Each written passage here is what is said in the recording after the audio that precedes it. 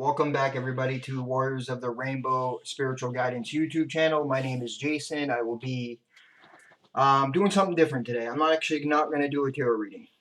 I actually am only using tarot as a catalyst, as a launching pad. My calling is to lead and guide, to bring about an event, a mass gathering event to fulfill an ancient prophecy spoken of in numerous traditions, including the Bible.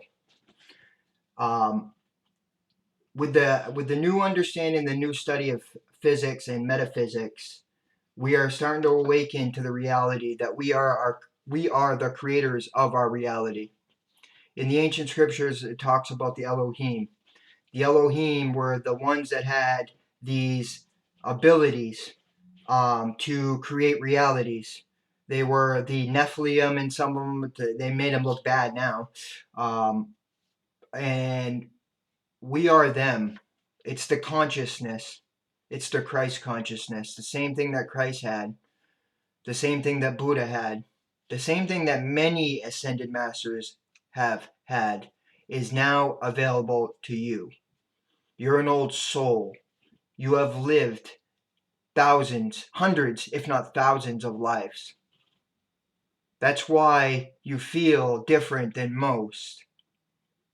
So what happened to me was in 2009, I started seeing 333.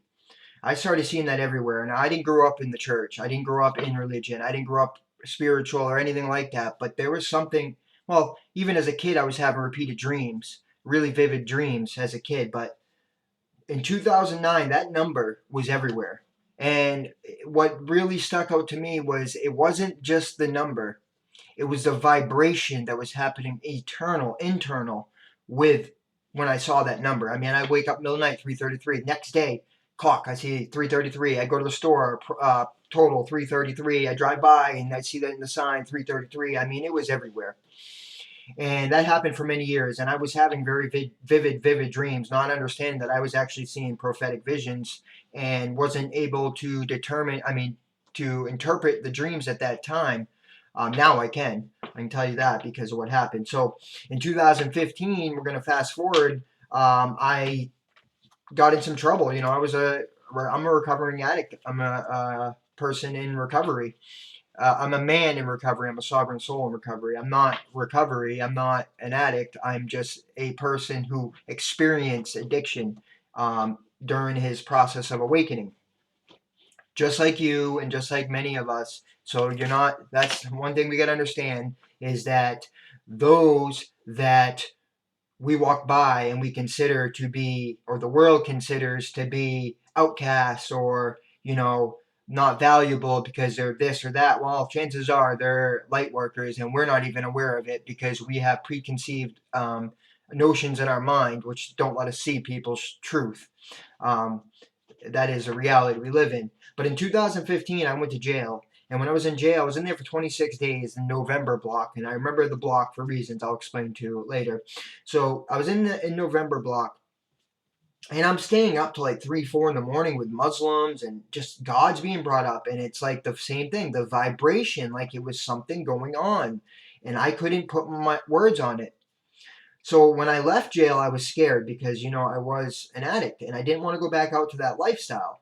And I had a friend who started this outreach program, a Christian outreach program, where he would feed the homeless and have a place where, 3 nights a week it was open and homeless could come in and stay warm and, get some love and food. And so I went there and I started talking to this guy that I never met before. And I started telling him about the randomness of numbers, the 333 incidents, and about it. And he stopped and froze. And he said, go grab a Bible. So I did. I ran and grabbed a Bible. And in that, when I grabbed the Bible, I'm like, oh, great. What is this, right? And he's like, turn to Jeremiah 33:3. 333. And it says, call to me, and I will give you the answers to great and hidden things that you have not known. I did not understand at that time that was him, that was spirit validating what he was doing with me. Because ever since then, I don't know how I've done it, but I've gotten truth. Numerous truths that just pour to me out of randomness. But still, I went back out and back to the old and stayed addicted to drugs and living that lifestyle. Then in 2017, I started getting clean again, and I was staying at this homeless shelter during the night, the evening, night, right? And during the day, I would go and I didn't want to be out in public. I didn't want to be around people because I was trying to fight this addiction. And so I'd go to my mother's house and I'd stay there all day long. Well, one morning, I went there and I was prescribed medication. I was still smoking pot a little bit. I went in the morning and I took a couple pills that I was prescribed and I took a hit of a joint and I felt guilty, like really, really guilty. And it made me go to prayer. And I don't know what was going over me at that time. I was praying like 10 times a day. I'd get down on my knees. Something was happening, clearly, because that's not me. It wasn't me. And when I got down to my knees, the most craziest event happened. I will call it a third eye activation event. Because what happened was I got down on my knees, and then all of a sudden, this pressure and this pulsating started between my eyes, right here in the center of my forehead. And I had to go down to it got me literally down to my knees and cringing, squinching my eyes, but like I still could see because I felt like there was something there in front of me. And I saw transparent these two tall beings of light. And I visualized like gold all over them. And I knew that because my head inside my brain started rattling, rattling. And I knew then that something was different from there on. But still, after being sober for a year, I went back out again. And in 2020, I found myself, at first, actually, in 2019, October, November of 2019, I had my first telepathy experience. Me, a friend, me and this girl, and like, I don't know, six others were smoking weed and hash, and we're hanging out. Me and her were having a good time, but we were like vibing on the same energy frequency. And this is how I learned about what telepathy is and energy transfer. But we were just hanging out and vibing, and we're having this conversation, and there's a guy he's like 10 feet across the room, leaning against the wall. We don't even know he's a part of our conversation, but we're having this conversation, and next thing you know, we both, actually all three of us at the same time, well, no, me and her at the same time, we realized that we're not talking, but we're still communicating. And at that same exact time, the guy that's 10 feet across the room that we didn't know was part of the conversation, right? He said these words, almost like in 1972 when I was a kid. And all three of us stopped and were blown away because we all three knew at that one time that we were energetically transferring our thoughts and were communicating without talking. Crazy experience. The next night, I was still using, and I was using methamphetamine, and there's I'm not condoning drugs, but I think that everything's used for a purpose of your awakening. So understand that everything you've been through had to happen in a certain way. If you're awakened now it matters what you do. It matters your decisions mean more. But before that, everything that you did and was presented in front of you was kind of shoving you towards your direction, your path, and your purpose. Now that you're awakened, you have to be conscious in your decisions and make the right decisions based on your purpose in mind, right? And it's essentially getting out of the mind and getting into the heart, into the feeling, and make decisions by feeling, not thinking. Well, the next night, this other girl came, and I was reading her mind, and I knew she was going to try to rob me. Well, she ended up leaving, and I left her jacket. She left her jacket there. but I was picking up her thoughts. And not even 20 minutes later, another girl called me, and she's like, "Oh, I have nowhere to go." It's like 3 in the morning, right? 3:30 in the morning, and I knew. Somehow I knew. I don't know what happened, but I decided my third eye opened at that day. That's what happened, and I was fully activated. So I met her outside. Didn't see anybody with her, so she came in, and once again, I started feeling that vibe. I felt the energy that what was actually going on. And I said these exact words to her. I said, from here on out, you'll never doubt God. You'll never doubt you'll always know that God's real. You'll never forget this night. And for 3 hours, every thought that I was picking up, giving her my thoughts, making sure she knew that I knew what she was thinking.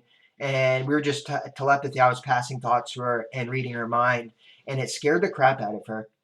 It scared the crap out of me, to be honest with you. I ended up flushing all my medications and like saying, this is the end of the world, prophecies being fulfilled and craziness.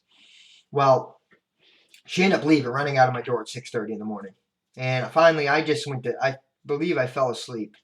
But later that night, the next night, another friend, another girl, so this is the third woman that I've had this experience with in 3 nights, she comes over and the same type of thing happens. But this time I started speaking these truths about what was happening and how I was a part of the two witnesses and the 144,000 and all this truth that I never knew or was aware of before, but I was now aware of it. And that changed my life. One of the girls ended up trying to get sober after, and she ended up dying over having a heart issue or something 6 months later or something like that. Now, this is in 2019, and this is about November. And in December, I lost my apartment because obviously I was up to no good.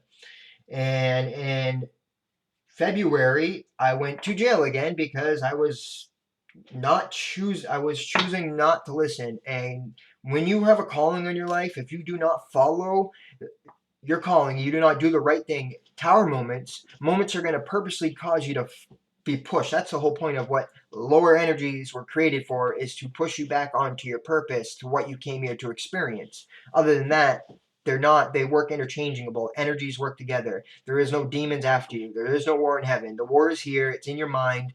That's the truth. But so I had to go to jail again. And once again, I was in November block. So I've been to jail, that same jail 3 times in that November block. But while I'm there, this time it's different. And I'm like tapped in, and it's like I'm listening to on the tablet of music, and these people are reading my mind. It's like the thoughts that I'm having are being spoken. The answers are coming in the forms of TV everywhere, and I'm just like, holy moly, what is going on? Well, in jail, I had this prophetic vision. And I mean, not vision, a dream. And I'm going to share this dream, actually. I was going to do a whole separate video, but you know what? I'm just going to make this an introduction and dream sharing video. So in this dream, there are parts that are still, I remember one part that I'm going to say before, we got 33 degrees, so this is all confirmation. There was a part of that dream that I only can remember a part of it. It was like a police officer in a brown uniform on a red horse coming at me and then stopping and being forced to stop. Like, I mean, I remember like the tar. It was tar road, which is crazy, but it was coming up, right? But the dream, how I remember it starting, was I was on a beautiful red horse, and I had this very long black hair. I was a different person, I believe, because I had black hair. I have brown hair now. I mean, this was black. And I look to the right, and there's this field, long grass, and it goes down a hill, and it hits this lake. And in this lake, it's a big lake, and there's trees way across the lake. But in the lake, there's these 3 separate grass mounts. Each mount has a flat top pyramid on it, it's missing its cornerstone. And I'm just like, wow. And I knew that something wasn't right in the world. There was something going on, that something happened causing that to be revealed, causing that to come up. And I look still to the right, but more straight, and I see these two women, one younger woman and one older woman, both dressed in black, standing on a cement platform. And I went over to got off my horse, walked down to him, and I said, "Is everything okay? Is there anything that I can help you with?" And the younger woman said these exact words: "This once was my husband's and mine house, but the storm came through and took it all away." And I said, "Don't worry, I can help you rebuild your house." I was like, that's a nice view over there you got. And she said, "The storm made that happen as well." Then next thing you know, I go from that part of the dream to another part of the dream where I'm standing outside this fair, the Union Fair in Union, Maine. And I knew it. I knew the fair. I've been there, but I knew it within. I don't know how to explain it, but I knew where I was.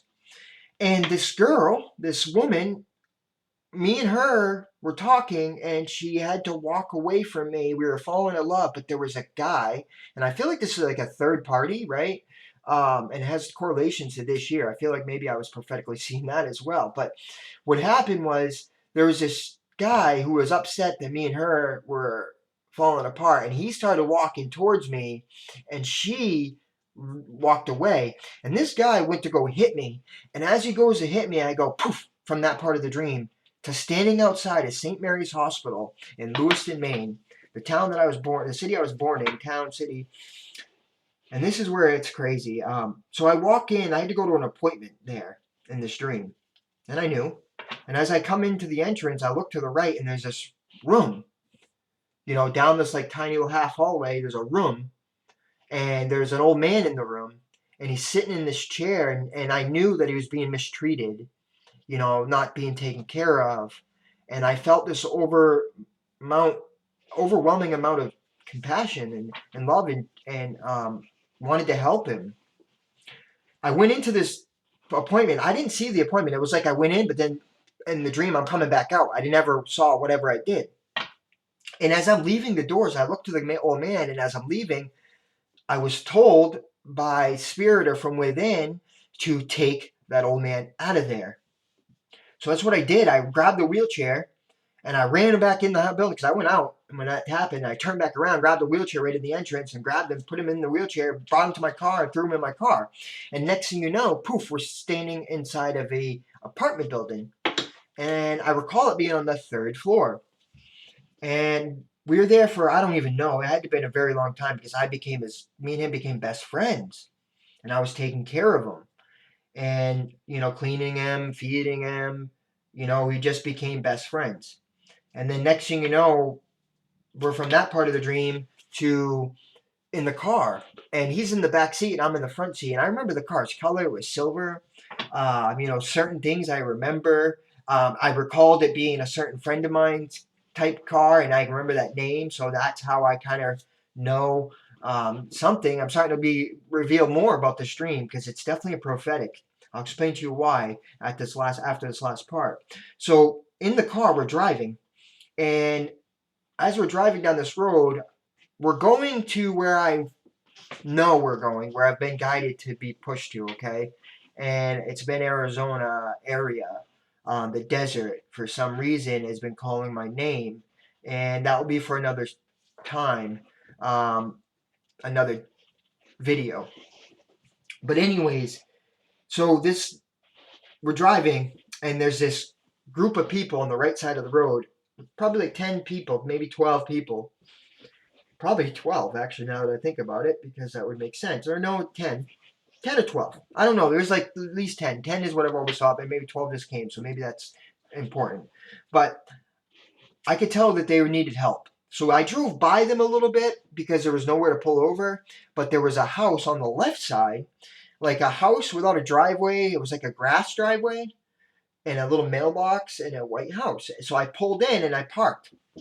And I looked back at the old man. I said, "I'll be right back. I'm going to go make sure everything's okay with these people." And I got out and I walked over to them. And as I got up to him, I asked him, "Is everything okay? Is there anything I can do to help you?" And all of a sudden, before they could answer, behind them, this huge tornado, I mean huge tornado, came out of nowhere. And it started coming towards us. So I was like, oh shit, the old man. Yeah, and I said these words, forgive me. Um, and I said, oh shit, the old man. So I ran, I turned around, I ran to the car. And I started the car because we're going to get out of there, right? This tornado's coming right at us. I go, I put it in drive, and I go, but I ain't going nowhere. I look down, and the e-brakes popped. So I popped the e-brake. I don't remember popping the e-brake, right? And it was one that was on the floor, so I popped it. And then I go to put it in drive. Then I go to step on the gas again, and the wheels are spinning because of grass, and this thing's coming at them, so I have to go straight, right? That's why it's in drive, because there's no way I'm backing up. So I go around the house to the right, and then I come back around, and I'm looking in the rearview mirror, and this thing's coming, and our car is shaking, right? And I'm like, oh, we're done. We're screwed. We're done. And what happened was, as I thought that we're done, and I thought those exact thoughts, all of a sudden, it stopped. I stopped the car, put it in park, turn around to look to see if the old man's okay. And the old man's gone. The door is wide open to the car. So I get out of the car and I look back about 30, 35 yards from me. The old man's on the ground. And I run up to him and I said, what the fuck did you do that for, old man? And he said these exact words. What? I had to do something. You weren't going to save us. And I felt this overwhelming amount of compassion and love for this man. I knew that he stopped that storm. He stopped this for me. And I got down and I hugged him. And when I hugged him, I was saying these exact words I'm going to say to you. But here's the thing. I was awakening in jail, saying those exact words, hearing it vocally with two symmetric tears coming down my eyes. I said, I wish I would have known you my whole entire life. The amount of joy, compassion, and love that I woke up with, that feeling, I can never describe it in words. There is none besides benevolent love. It was pureness, just purity. The crazy part about it is like 10 seconds after I wake up in this feeling, someone walked into my cell room. It was a CO. I turn around and look at the CO, and that old man's face was implanted on that CO. So it shook me to my core. So that was my my dream experience. And yeah, so I mean that's just I wanted to share this with you. I'm sorry, I'm getting a little distracted because I pick up energy and I can feel when there's you know so yeah. The crazy part about that dream was 6 months later.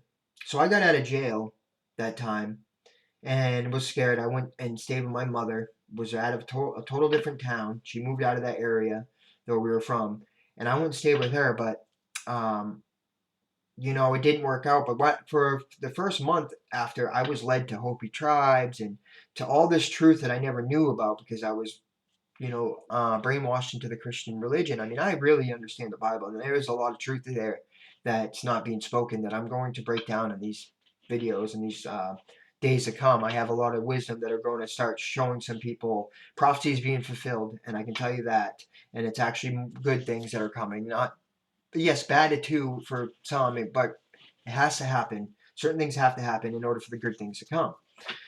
But 6 months later, I found myself back on the streets, getting high, hopeless, feeling just wanting to give up in life. And I overdosed. The crazy part about it is I was dead for 3 days at St. Mary's Hospital. The same place that I had my dream where I took that old man out of there. That was prophetic. I have now learned that what that was is the best friend is your higher self. So when I died and came back, I was gifted with my higher self. It was like a graduation per se, because the ones that are here to break the curses, you first have to become the curse in order to break the curse. They said Christ was hung on the cross, and they hung the word that said cursed, but in Latin. Why? You are the Christ standing at the right hand of God, the higher self. That is the truth. But I've returned with that higher self. And after I woke up those 3 days, ever since then, nothing's been the same. I've had wisdom coming out of me, I've had truth, and I've been guided and led to where I'm at now. And I've been showed that I am 404, 44. I'm to speak these truths to guide and teach others who they are, to gather the warriors of the rainbow, to help bring up this event, this gathering, where the Elohim, the warriors of the rainbow, blue rays, light workers, will use their minds, intentions, hearts to create love and peace and harmony in the world, all with their hearts and their minds. I'll share more later, guys. I got a call to take. Much love and peace.